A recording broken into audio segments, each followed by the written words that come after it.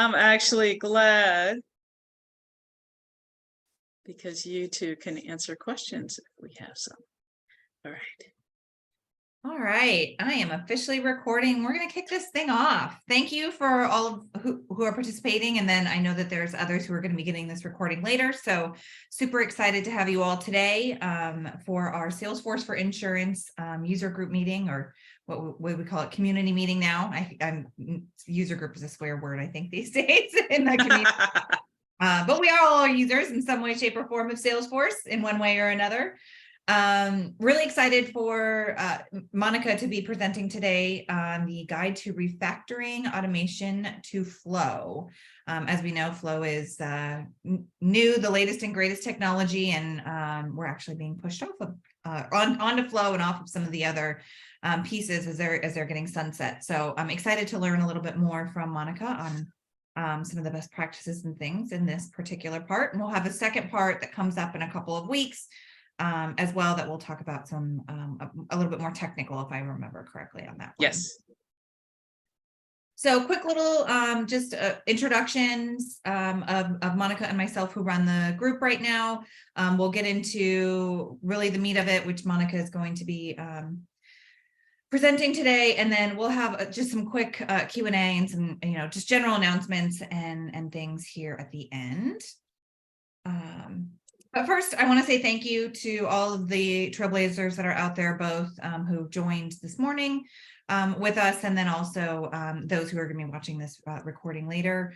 We are doing this because we want to help you all. We want to help the community out, and we wouldn't have a community without you all. So we love having you guys here. If there's any additional topics or things like that, please let me know or Monica know, and we're happy to go through and review some of those in upcoming events here for the Salesforce for Insurance component or piece of things. I'm Danielle Laffey. I've been your fearless leader here for a couple of years now in the insurance group globally. And recently I was able to get Monica to come over. Monica and I met through the MVP program a couple of years ago, and she is an Insurtech wizard as well. And since I guess her move, which I completely forgot that she moved, I spaced it. No worries. She used to run a group in California, and I was able to convince her to come over. So I will have her just introduce herself really quick, and then I think we can go ahead and get started. Yeah, I'm Monica. I'm known in the community as Not as Blank Monica. Some people only know me as Not as Blank, don't know my name, which is cool. I love that little handle I did for myself years ago. And yes, I've been in the insurance industry since 2007. I built an agency management system on the Salesforce platform in 2012. Accidental architect admin. And so I have a marketing background, so I know a little bit on that side. And my passion is process automation, as you're going to see today. That's what I could talk about all day long. Awesome. All right, well, I'm going to stop sharing and share the screen over to you, and we can just go ahead and get started. All right, let me get myself going here. And as you're getting ready to share, if we have questions from the audience, are you okay with them raising their hand and stopping? I think, or do you want to take questions? Well, I have a lot of content. Let's see how it goes. I'd like to get through most of it. But if there's something super, feel free to stop me if it's something that really, if I go by it, we won't be able to go back, because there are probably a few of those. But let's see how it goes, because we don't have that many people. It's probably okay to stop. Okay. All right. Let's do that. Okay. Everybody see the presentation? Yes? Sure can. All right, let's get started. So I've already introduced myself, and this is Guide to Refactoring Automation to Flow. And we are in, hold on, I'm having trouble with there, I'm on the right thing for myself. Okay. We are talking about refactoring automation to Flow. And the reason we're part 1 and part 2 is there's a lot to talk about. We could probably do part 10, part 20, I don't even know how many.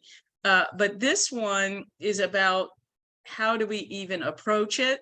What do we have to think about? And all of the factors that go into before you actually start refactoring.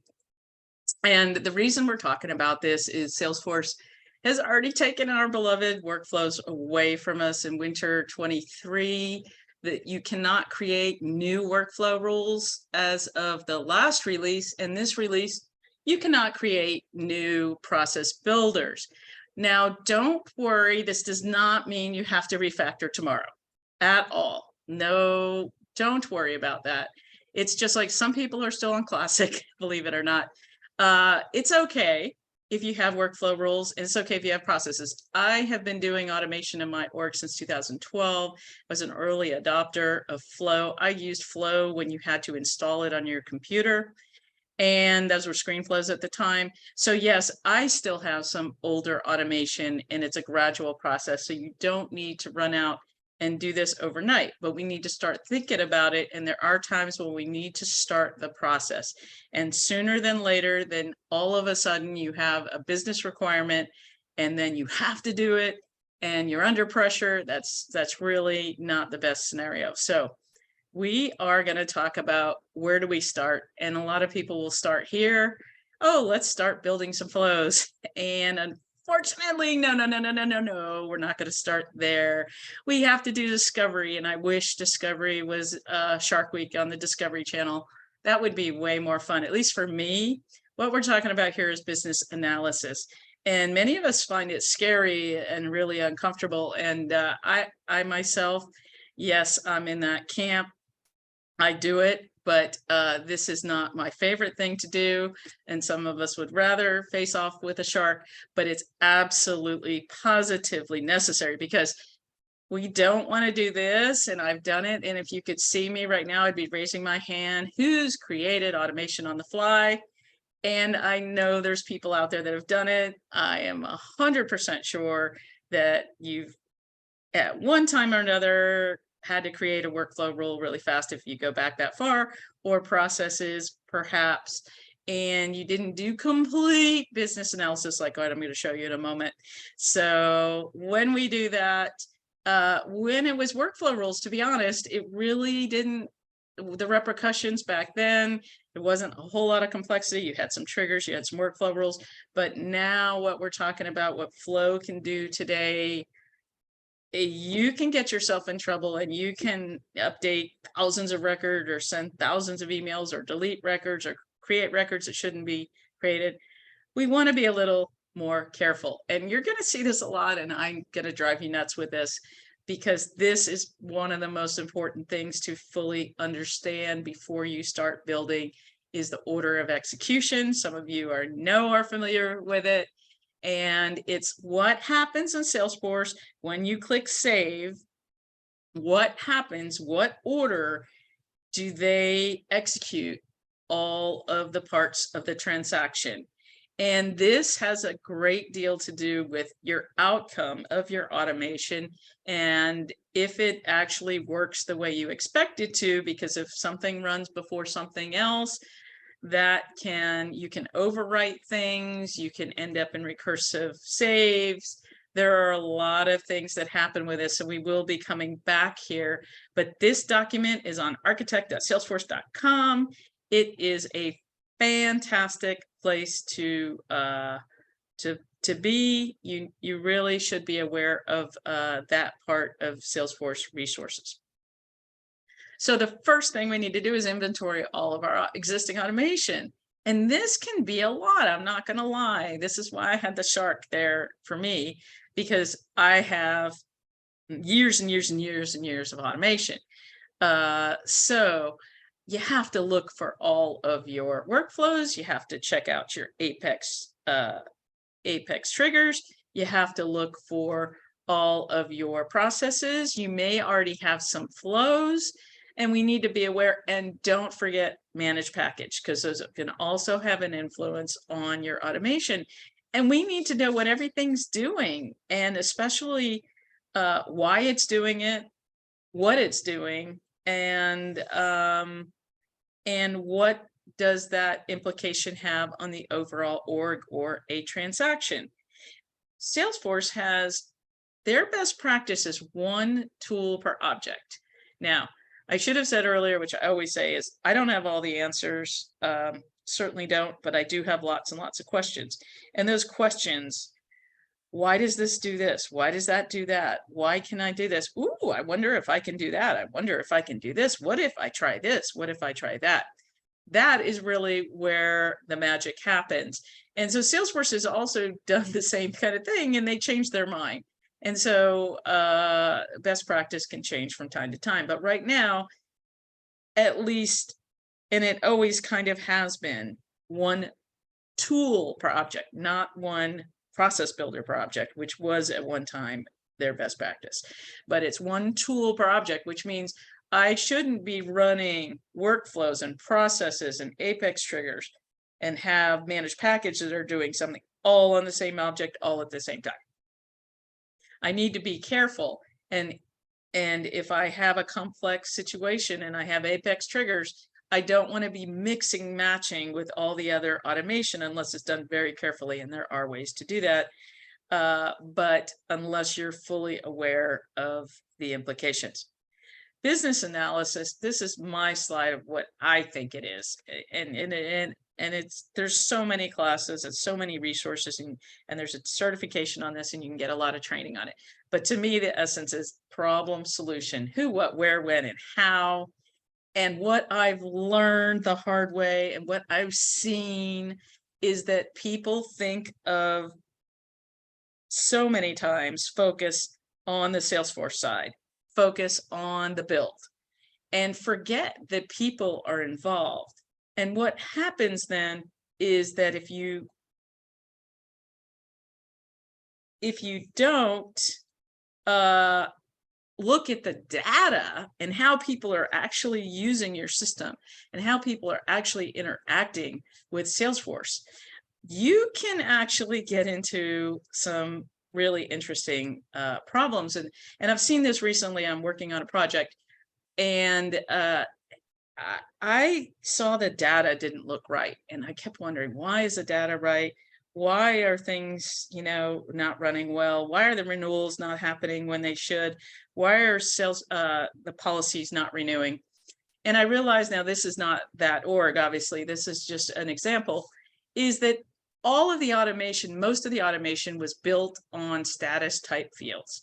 And so a lot of it, obviously, that's one of the easiest things to do as a trigger. When stage changed to completed, do this. When we're in pending, do this. But what happens if your users never change the status, never go back to the record? What happens if the users put it in the wrong status to start off the record? You want them to put it in open, and they decide, oh, I don't like open, I'm going to just use pending. What I found was that all of the automation fails. And as the developer on this project and consultants never realized it, never realized how the data was, because to be honest, they're not working in the org, they're not running the reports. And if you don't have good exception reports and that type of thing. So you want to be aware what's really happening in the real world. And so when you're analyzing your existing automation, it goes beyond just looking at, oh, I have 10 workflow rules and I have 25 processes. Oh, that's good. I'm glad I know that now. We want to run reports and check all of your data and see if it actually matches up to the criteria. See your current state. Is that org really, what is the condition of the data? And is the automation really working? Is the automation working as we expected? Are things happening when it should happen? And you may be surprised, and this is something, when we're looking to refactor, this is a great opportunity. This is not a bad thing. This is the time. This is like spring cleaning. And so even if you're not going to switch to flow tomorrow, we need to start this process now. And so you need to also look at, you might have had something built by a previous admin or architect 5 years ago. And then what you want to check now is, did the metadata change? Do we have new objects? Do we have new fields? Have the business processes changed? have the users change their behavior? Have they just kind of informally, there may be, what I've seen in my org and others is there may be a procedure, and then everyone just decides, you know what, I don't want to do that. That's too hard for me. I'm going to do it this way. Doesn't matter. Doesn't matter. And you may not realize that until you really look close at the data. And then are all automations still needed? You know, sometimes you have some things. I had a checklist once that I wanted customer service to use, and they decided they didn't like to use it, and eventually one of the managers decided and agreed with them. So I had all this automation to create these checklists, to do certain things with the checklist, and to ensure that the checklist happened before something else could happen. Well, I have to check that, and those are the things you look for. Is the automation still needed?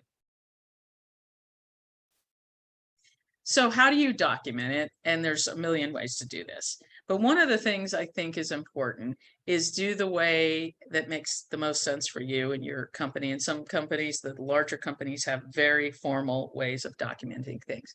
But when you're looking to refactor, you really need some important things. You need to know, you know, what objects, which solutions, you know, what's the name of each process or each workflow, what is the criteria, what are you actually doing with it?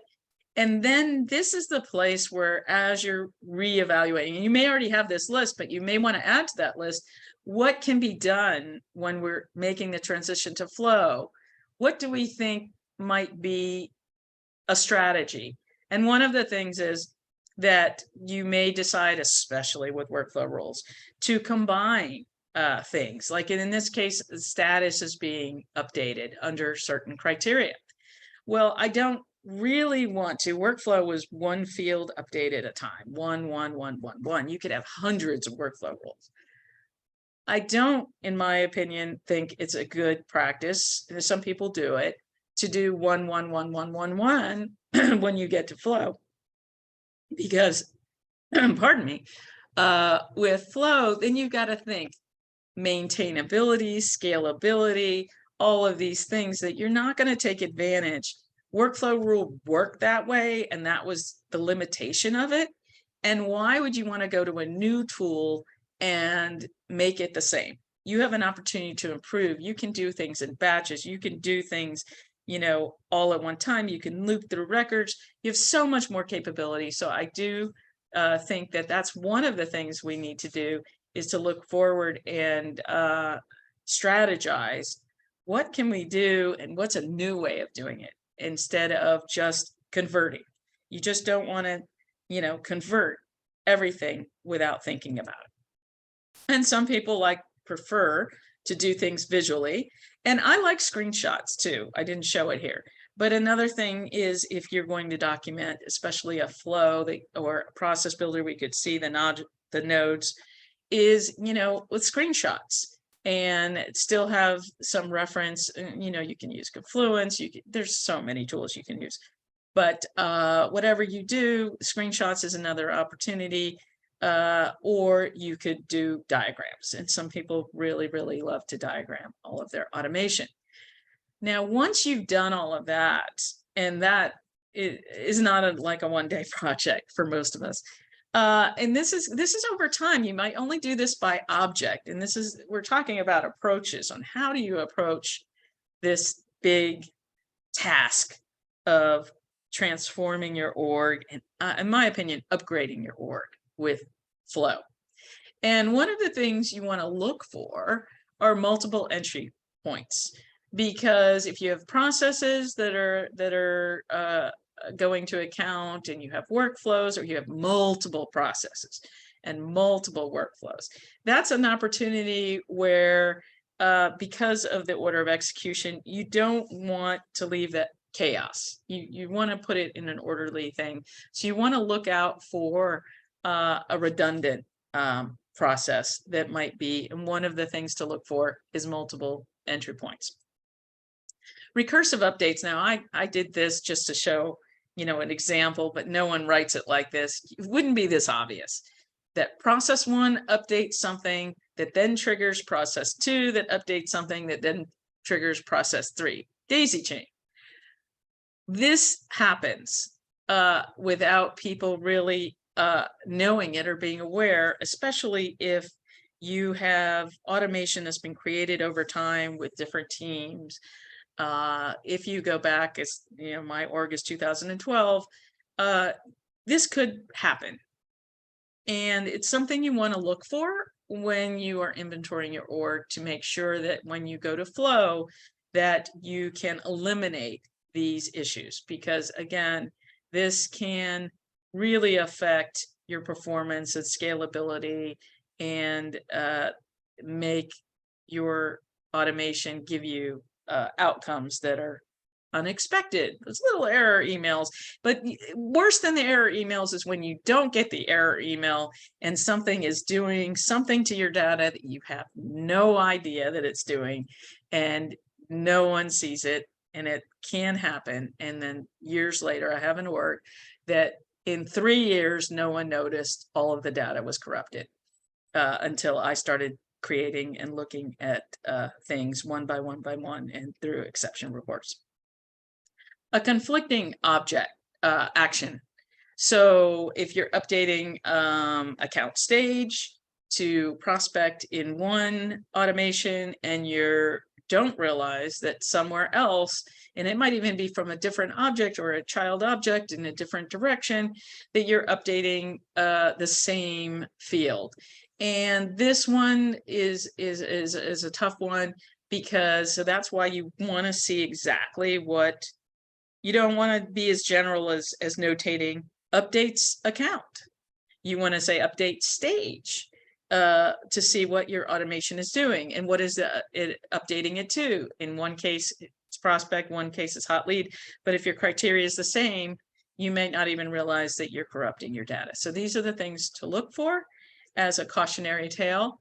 And now we get to, all right, I'm taking inventory, I'm catching all of the things that I think might be an issue going forward before I transition to flow.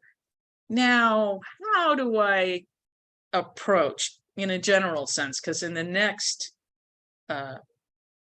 session, I'm going to give you some really detailed flow design considerations on the micro. On the macro, how big do we go?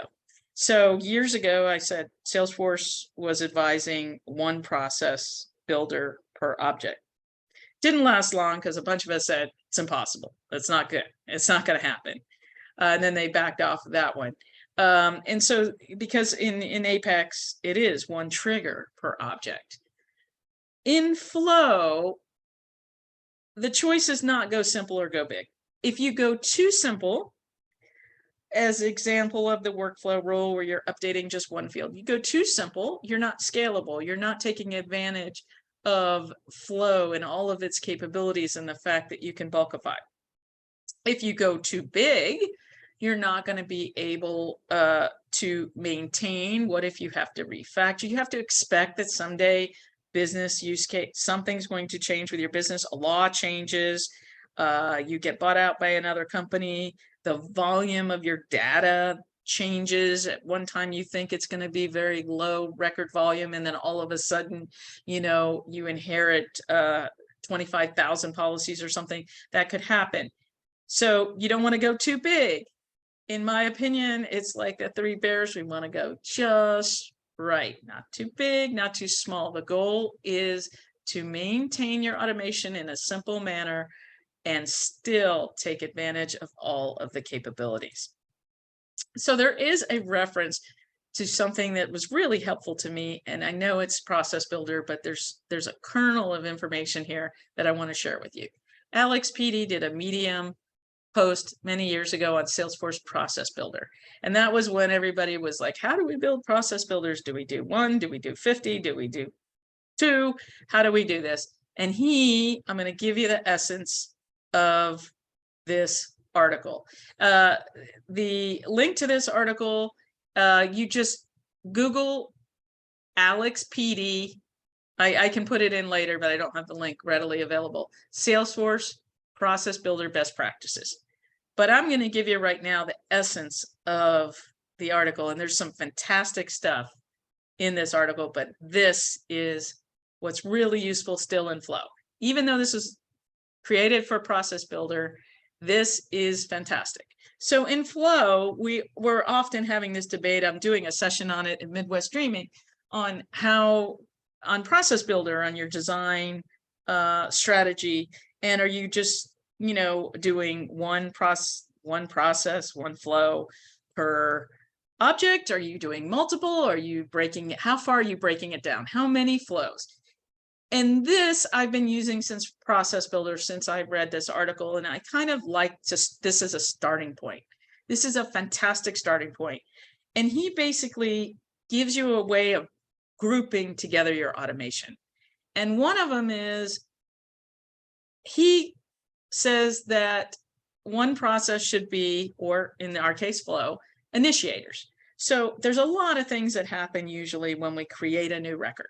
And anything you want to do for creating a new record should be, in his opinion, one separate automation. So one flow for create. I do this slightly different, and I have one flow for create and update, but I do a decision and I separate out the paths. But very similar to this, but you could do one flow for create. Then processors. Think about the life cycle of an account, the sales stage for opportunities, the status of cases, the life cycle of a policy. These make perfect sense to be grouped into one flow, because then you would be able to see exactly what's happening. It would be very clear when you have to go back and change things due to change of business. You would be able to do that quite simply and understand exactly what's happening and see if there's any problems. So I like that a lot. Processors of life cycle. So I do that a lot. I'll have a flow that just is handling life cycle. And then he has a separate one for actions. So you would have a separate flow for all the random ad hoc actions that aren't part of the life cycle and aren't part of the create. And I also go one further to break this down as even another one, perhaps just for emails, because that type of action, or a particular type of action, I feel like if you're doing a lot of, and some people do have a lot of emails that they like to send from Flow, that you would really be able to see when those emails are going out and be able to troubleshoot quite easily. And then sub-processes. And these are reusable functionality. Some people like anything that can be used within one object. I myself prefer to only create sub-processes that can be used globally, but I try to make something global that with a variable can be used on various objects. That is a matter of preference, but this just gives you an idea of how to group things. You can also group them by a certain line of business, like in policies, for sure. If you have lines of business, or you have other things like direct bill, agency bill, something like that. These are other ways you might want to group some of your automation, but it's giving you an idea that it's better to have some kind of logical organization and that's consistent than on one object building 200 flows and on another object building 2 and doing it a completely different way, a different methodology, a different design pattern.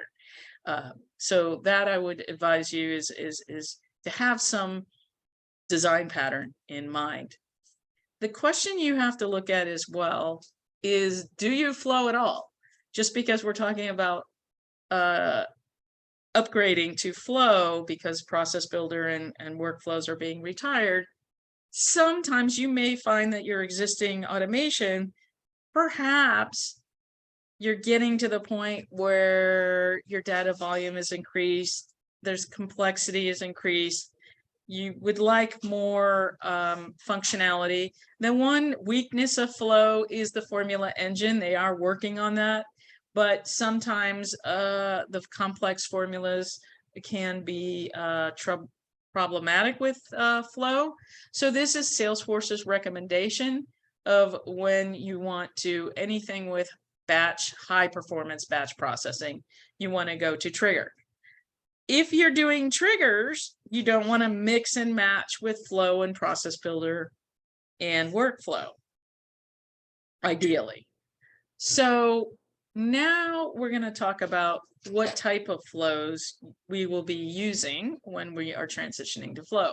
And they're mostly going to be record trigger flows. Now, record trigger flows has different types of flows within that, and we'll get into that in a moment. But you also can take advantage of scheduled triggered flows. And for your subflows, you would be looking at auto launch flows. So the different types of flows, it's not just, I have process builders and I just click a button and I'm on to flow. This take a little bit of thought, but I will say that when you get to flow and you start running flows, you will see there are so many more possibilities of things probably that you thought you could not automate previously, or that you certainly couldn't do without Apex. Another fantastic resource. The best place to go is architect.salesforce.com. This is Salesforce's, it's a living document. This has changed multiple times. So it's something you can read more than once. I've read it many, many, many times. And there's a lot here. Okay, so if you get in a developer org and you start looking at things and going through their examples, you can learn a lot that way. But there is a lot here. But there's fantastic resources here. And what they'll do is offer you recommendations for various use cases, the pros and cons, asynchronous processing, runtime bulkification, recursion, things like that. And so this is a great resource when you really start digging in deep to flow. And there's a lot of great recommendations here. Okay, so we have a record trigger flow. So when you do workflows and process builders and you use the Salesforce, the tool, which I haven't used yet, I've been using automation for so many years. I prefer to start from scratch to document my automation and then to build. But some of you will be trying out the tools that Salesforce gives you. They are going to be converting things to record triggered flows. You have a fast field update and you have actions and related records. You're going to hear a lot of people, and I'm one of them, that'll say before save flow trigger, after save flow trigger. It's the exact same thing. It's just that Salesforce has changed the terminology. So when you're in the flow builder, a fast field update is a before save. Actions and related is an after save, and I'm going to show you why in just a moment. So your workflow rules, all of these types here, cross object, email alerts, outbound messages, tasks, and time triggers. For those, you're going to be using actions and related records. You're not going to be using the fast field update for these. So it's an after save flow trigger. And that's right there. I just made it very clear that it's after save flow trigger. And this is to show you why this matters. So in your order of execution, you can see where workflow field updates happen. And now when you convert it to an after save flow trigger, it happens later in the transaction. So the transaction is someone clicks save, and then when the record is committed to the database. And this can also be if you're doing a bulk update with data loader or something like that, the same thing applies. There's a little wrinkle. I'm going to call it a wrinkle. I don't know, flaw. I don't call it a flaw. But maybe.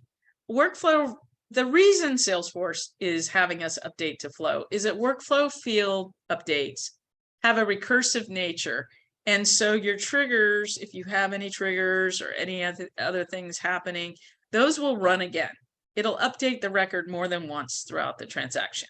And so that slows everything down. That actually is not the best performance. So that's one of the reasons, in addition to the added functionality we're going to get with flow. If you're updating one just field, let's say I'm on the account object. If my status changes, I want to change another field. That is a fast field update. That is what we call the before save flow trigger that I showed you earlier. And these are 10 times faster than after save flows, 10 times. Your users will love it.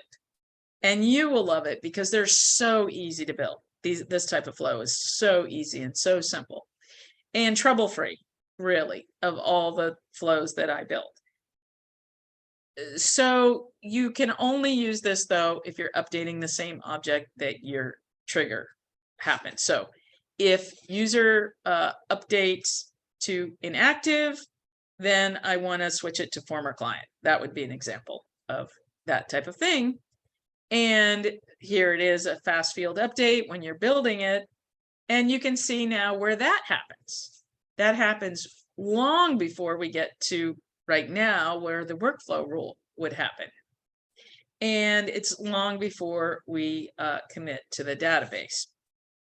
So it's very fast. It is absolutely. Now, I should say that record trigger flows in general are a little slower than Apex triggers, but they are faster than Process Builder for sure, and workflow rules too.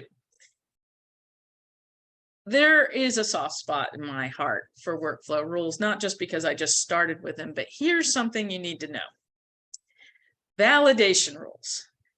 So you might have, I don't know how many workflow rules running now, and you never have an issue when you update your data. And I do, like from a trade show, I'll bring in contacts and they're imperfect, they're missing some data. I did this just to show you. I have a validation rule that's firing every time that completion date is changed. If the completion date is changed, I'm firing that validation rule to show you. The reason is because when you build a validation rule, at least when I do, my validation rules are usually for my users in the user interface. But here's what happens when you do a workflow rule. I'm going to activate this workflow rule. And I'm showing you that validation. So is changed, checklist completion date. That rule is still active. Now, instead of us changing the values in the list view or on a record page, we're going to change it with a workflow rule. And I'm going to show you what happens. So I'm just going to do a bulk change and trigger my workflow rule. And this is something I didn't realize until I started updating flow and I started getting error emails all over the place. There you go. You see that? It does not trigger the validation rule. The validation rule is ignored with your workflow rules. And that's something that some people didn't like. I loved it because in my view, anytime I was doing a bulk update or I was trying to change a value with workflow rule, that's really what I wanted. And I knew I wanted it. And I didn't need a validation rule to tell me not to do it. So this is something now when you go to flow and you convert your workflows to flows, your validation rules will fire. So even if you're updating something on a contact, the account validation rule, if for some reason that account is breaking some rule that you were updating contacts, you will get errors and your flow will error out. You will be stopped. There are workarounds. First of all, as far as I understand, it's not going to be fixed because it's not in Salesforce view, and I totally understand this view. Having flows adhere to workflow rules is not a bug. That is intentional. I understand that. But I like the fact that workflow rules worked around it.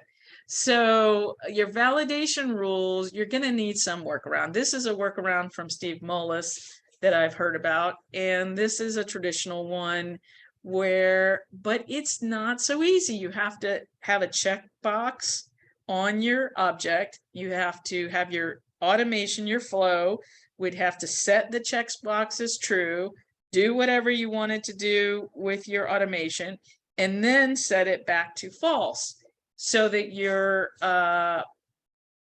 rules, you would work that into your rule, and then it would be ignored when that happened. But think about how many times you have to do that. The other workaround, which can work for some people, depending on how your work is done, is to have workflow rules not fire for admins or not fire for certain users. So if you have a user or you have an API user that's doing something, you can't exclude them from your validation rules. The other option that I've gone more towards is to actually not create as many validation rules, and I force my users to use flows, screen flows, to enter data and edit data wherever possible. So wherever I'm really concerned with my data, I lock down and don't have a way for them to click a new button or click an edit button, and I push them into a flow. That's another way to go. There is no perfect solution. You just need to be aware that when you're making this conversion, and if you have validation rules, you may have to look at this and really account for this in your refactoring. As I mentioned before, flows are much faster, and we get to Process Builder much faster than Process Builder, and that's why I never went all in on Process Builder. I loved it. I did a session at Dreamforce in 2016 telling everyone to convert all their workflows to Process Builder, but when I actually tried to do that, I ran into some little things, and one of them was speed. And so that is why Salesforce is going to flows. Now, Process Builders is still on the same flow engine. The problem with it is there's a UI layer involved, and then the way that it handles my decision and my outcome language is what causes the fact that processes are much slower. So you will improve performance by switching to flows.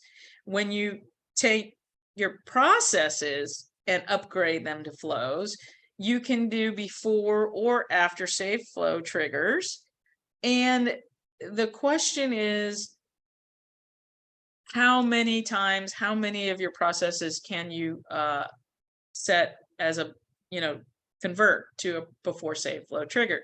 If you're using the tool that Salesforce offers for conversion, it only converts everything to after save flow trigger. So you would have to manually go in afterwards, and remember, if you can, if the situation arises where you're doing same object updates, that you would be able to change it to the before save or fast field updates.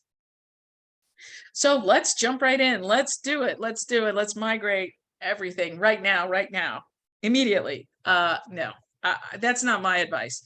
I've been doing this over a gradual time.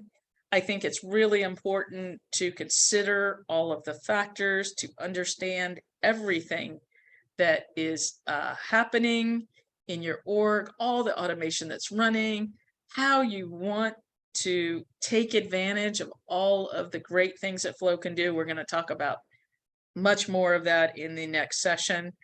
And I'm going to get much more into the technical side, and we're going to build some flows. So I think that will be very useful to some of you that haven't had a lot of experience with Flow. But you may want to migrate sooner if you have a lot of process builders on an object. That one you could see wins right away to make that as one of the first things you tackle in your automation makeover, I would call it, an upgrade, something like that. If your existing automation fails or you have errors. And another thing to go for is low-hanging fruit. If you have a object that's not very complex and your automation is very simple and you're new to flows, absolutely start simple and get to the harder stuff later. So those are, if you have very complex, but everything, it just works beautifully right now and fits your business needs, I wouldn't rush to switch everything to Flow right now if there's not an immediate need. So that's just my thought, but I'd love to get in a conversation and see what everybody thinks. So if we want to switch back to the Zoom call, and I'm going to stop the share and see if we can have a conversation on anything about automation, makeovers, upgrades, transition to Flow. Awesome. Thanks, Monica. That was fantastic. I actually learned a ton. So I loved a couple of your graphics, and I know that some people were asking for specific bits of information that you had in there. So that was really great. Thank you for doing that. You're welcome. I was trying to, hey, Stuart. As always, I have the exact opposite point of view as Monica. All right. So whenever you want to have the debate, the mano-a-mano battle, I'm ready for that anytime. Well, all right. So where is it that we disagree? I'd love to hear it. At the last point where you were talking about low-hanging fruit versus the okay, I'd love to hear that. Oh, that's great. I love that, because I say I don't have all the answers. So what's your experience with that? So my team recently just came to me and said, we have all these process builders that we'd like to start converting. I mean, these things have been around here since 2015. Process builder was announced in summer 2015, and as soon as it came around, it was a BA dream. Like BAs loved it. Right. It was amazing. It was like putting together a flow chart and then hitting go, and then Yes. I love it, and I loved it too because I was a BA back then. We have all these old process builders from 2015 to 2018, and we got like hundreds of them. And some of them just just change a value and then move a thing from a contact to a lead, and well, let's just change them. Oh, we just want to change them over to flows. Can we just do that? And my answer is hell no. No. Yeah, exactly. But okay. Those that we agree. Low hanging fruit. Can we just change them? I said absolutely not. When do you want to change them over to flows? Never. Don't touch them. But they'll expire. They're going to retire that. Yep, absolutely. So what do you want them to do? Die. I want them to die. You want them to die? Yes. But users will complain. Managers will complain. Business is going to come back to us and say these things broke. Absolutely. You let them die and let the users come back and say they're dead and need to be fixed. I don't understand. And so I started asking questions. I started to say, before you refactor, answer me this. Is it used today, or is this just existing technical debt? Yeah, I don't know. How do you know that the existing automation is actually being used? By whom? How much? What is the business value, KPI metrics around this automation? Mm-hmm. When was it built and by who? I'd like to get an understanding through the user activity auditing and monitoring to understand what is being used versus what is actually needed. And they come back and they say, well, we never built that into the processes. We don't know who's using what and when and why. You don't? You built people and processes. You built something without knowing who's using it, how much, when, and why? Yes. Do you I agree with you 100%. Do you have any documentation around that? You didn't build any documentation when you built it? No? You don't have any user stories or JIRA tickets or anything that says why you built that? So you don't work on it until you know that stuff and come back to me, and then I'll put my stamp of approval on it. And so then they did that, and then I said, now, number 2, don't build any new flows without the ability to add a measurement on how many times it's being used, how many times that button is being clicked. Oh, very good. Who's using it, when they're using it, why they're using it, record the usage, the audit, the activity in or out of Salesforce for future tech debt evaluation on that flow.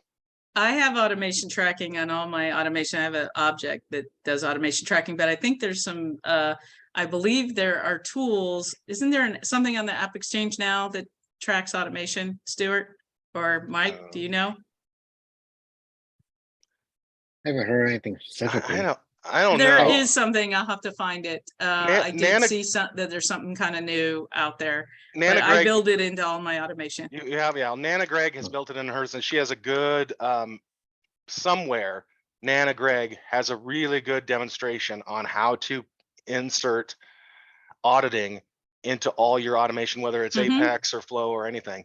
You must do this. And I would suggest in your talk to Midwest Dreamin', insert that somehow. That do Oh, not I have a touch, different talk. do not Midwest touch Dreamin' is on design anything. patterns. Yeah, don't It's touch different. anything until you understand, is this tech Yes. debt or is this improvements? Because if it's tech debt, don't touch it at all. Just Right. let No, it, let it, I let agree. it Yeah, die. the low Just let hanging it fruit was die after you and did go all away. that. Yeah. You're 100% right.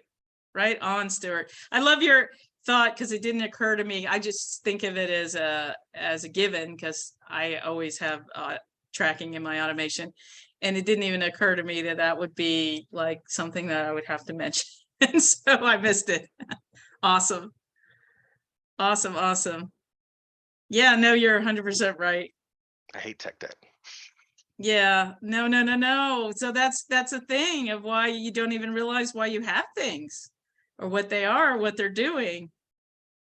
And I built them, but that was, even though I built them on my own, I'll look at something and say, what was I thinking then 8 years ago? What was I thinking? Anybody else? Anything to add, Mike? Yeah, so I'm going to Danielle? put some color around the process builders being slow. About a Okay. year and a half ago, we moved all of our process builders to flows. We didn't have many. We had a relatively small number of process builders, relatively speaking, and we're in a mixed everything environment. So we do some stuff in Apex and stuff. Yeah. So I did some timing metrics on it because we were running into CPU utilization errors Mm-hmm. a lot. We were starting to get them figured out this might be a good way to deal with it. So I moved tasks, accounts, and opportunities. And for tasks, inserting 50 tasks, moving from process builder to flow, cut the amount of CPU time by 10%. Wow. So we got 10% bonus there, which is nice. Accounts, same thing. We got a 10% bonus there. So instead of taking 3,000 milliseconds, it took 2719 milliseconds. The big one was opportunities. Inserting 50 opportunities cut the time in half. It went from 1800 milliseconds to 850 milliseconds, literally half the time. And part of that was not just that process builder is slow, but we also were able to re-architect and move some of the stuff into the asynchronous paths because flows make it a little bit easier to do with asynchronous. So we also re-architected and said, what can we offload and do asynchronously? And so, yeah, that bought us a lot of time on the CPU problem because we were having that. Those were starting to pop up a lot, and just moving that. When you cut your time in half, that's a lot, and it was relatively little work to do. At least in my org, it wasn't too hard to move over. The other thing I'd probably caution people on with when Salesforce comes out with the tools to migrate over, I saw what they did on workflows, and I looked really briefly at process builders. The way it names variables and elements is horrible. It's generic things, and if you're never going to touch it ever again, okay, maybe. Like Right. if you just want the small speed increase and you never have to worry about maintaining this, but if you ever want to open that up and edit it at any point in the future, your life is going to suck. So you I might as well should just, show that in the next session because I yeah. said that I always go from scratch, but maybe I'll show real quick what it does. I think process builders are easy enough that you can replicate them almost exactly and name things as you want. If you really, really wanted to, or just use that conversion thing and then take that, put it on the side and open a new tab and then actually do it right. Yep, And then okay. delete the crap that they made, because like renaming all those API things are going to be horrible. But yeah, it makes a bit of a mess, which is the one downside. Right. I And the assumed work, it yeah, did. And from what I saw in a demo, I didn't want to go that way. yeah, But and the for the people workflow, without the yeah. technical knowledge, I think that they're, would you advise, I'm curious on everyone's opinion, everyone on the call who has an opinion on this, would you advise people that don't have the technical knowledge to just stay pat with their workflows and process builders for now, rather than running to do this when they don't really? I mean, if it's working for you, so be it. I guess it depends on the org and how much, people actually go in and update this stuff. I mean, it'll work. It might make a headache for the next consultant that comes in, although, it's not gonna matter anyways, because it's the next guy who's gonna come in, gonna have to spend just as much time figuring out how the process builder worked and creating a flow that works next to a process builder instead of just converting over and dealing with the crappily named stuff. I think it really depends on the org. If you're a big org, or if you're if you're like an enterprise where you actually have a A team, big staff, that's different, a big Yeah. team. go for it. Just spend some time. Just spend a sprint saying we're gonna clean some stuff up and just convert it all over when you got time to do it. Because there's a lot of regression testing involved. It is going to work like Yes. slightly different. You have to still test it all. No one's going to want to do that. So if you get like some time to spend like a sprint, yeah, okay, maybe then.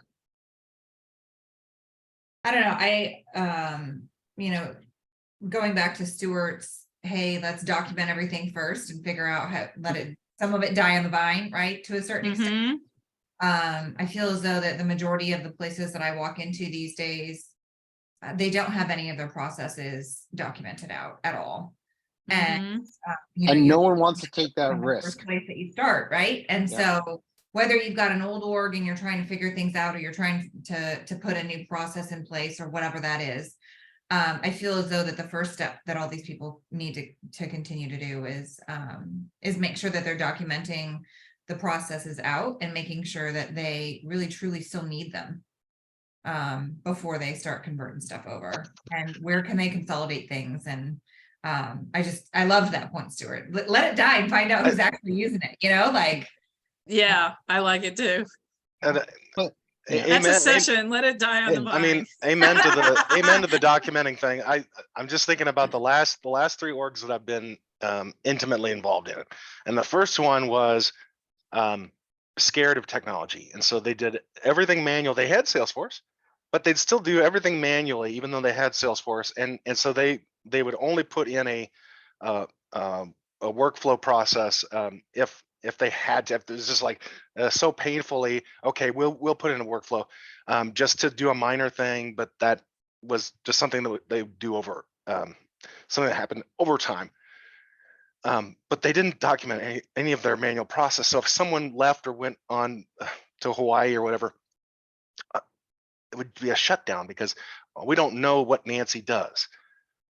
If you document your things, okay. So then the second place that I went to, they love flow. They built flow for everything. It was like I'd look at an object and I'd see like a million flows. I'm like, I get it. You love flow, but I don't. How do you understand where do these things go to, and how do they not conflict with each other and anything like that? Right. Well, we just kind of understand it. I mean, document at least a high level, make some sort of a graph or something that why do you not document? And that seemed to work fine, but it was all flow. They love flow. And now the place I work at right now, they're code heavy. They hire developers like crazy, and they just love Apex and they love coding, and they can't make if I paid them $1 million, they wouldn't make a flow. And I'm just like, oh, can't you do flow automation? You can't do it because you're scared of flow, but you could code anything you want. And yet again, they can't write a sentence. Oh, Do you gotcha. people not know how to document? Like, come on, 3 different organizations can't write a Confluence page just to explain what their automation does. And so I really don't even care if you use Flow, Apex. Who cares? Can we help Zeta here? She has a question. Zeta, why don't you come on? Can you just come on audio even and ask? And I think Stuart might have an answer for documents on how to go about. Do you mean going about documentation or going about the transit? What exactly do you need help with? How to go about if you're using workflow and process builder, how to go about to flows on is there any documentation on how to start off any orgs or any organization would like to move into flows, how to go about? Do we have any documentation on that?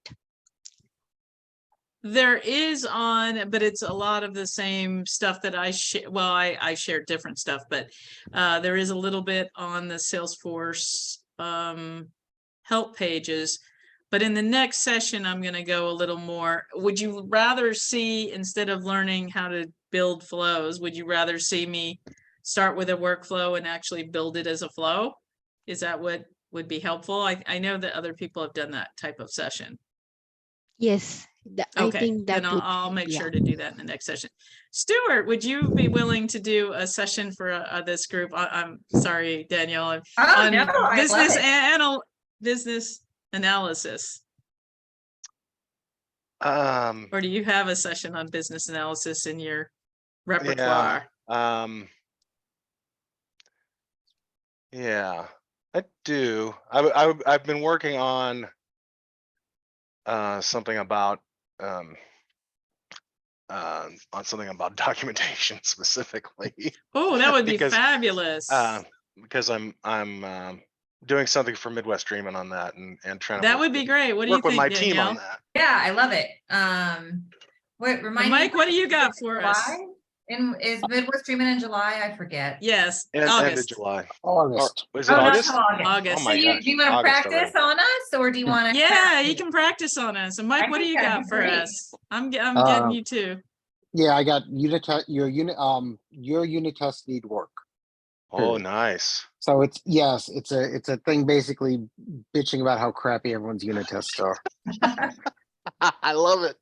which came out from seeing all the crappy unit tests in my own org and being like, please don't. Is do there that. anything on flow and flow testing?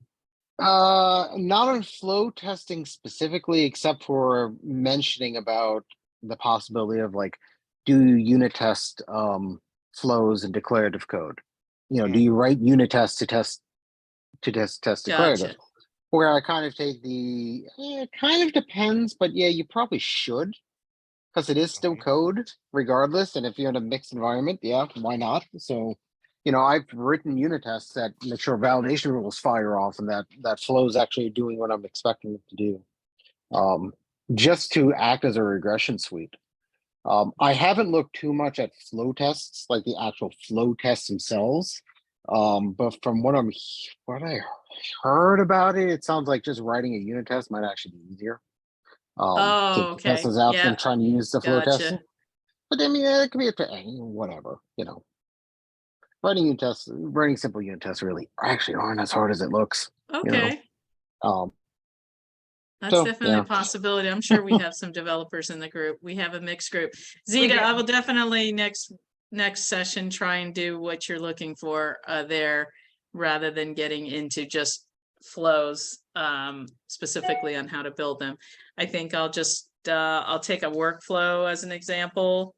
I think I have an example of a workflow and a process builder. They're both doing the same thing, and then I'll just show you side by side, I guess, of how I would go about building. Or you could take two workflow rules and show you can combine them into one flow. Right. Because I've noticed a lot of times, you get like 8 different workflow rules and they're all updating one field, and you can do that in one update instead of like 8 different things and 8 different elements. Custom your SOC, custom your DML transactions. Yep. Thank you. All right. Thank you, Monica. You're welcome. All right, we'll do that. Well, thanks everybody. This was fantastic. I appreciate it very much. Thanks was for awesome. Good discussion. And I'm and looking forward to great. both of you guys have sessions at Midwest Dreaming, right? We do, and keep an eye out for Awesome. Northeast Streaming. We're going to be opening up registration and call for presentations very, very soon. It's in Okay, October where in is that? Manchester, New Hampshire, back to our original place. Awesome. It's October, first weekend of Okay. October. Well, Awesome. October Post 5th and support 6th. agreement, which is at the end of October. Oh, excellent. Yeah. Yeah. They can go up to New Hampshire and then come back down to the beach. There we go. Exactly. It's beautiful up here and it's beautiful down there. Yeah. Awesome. Nice. Well, thanks everyone Thank for you. your time today. Appreciate it. And we will be sending out part 2 invites here shortly. So thanks all and talk soon. Thank you. Thanks. Bye-bye. Yeah.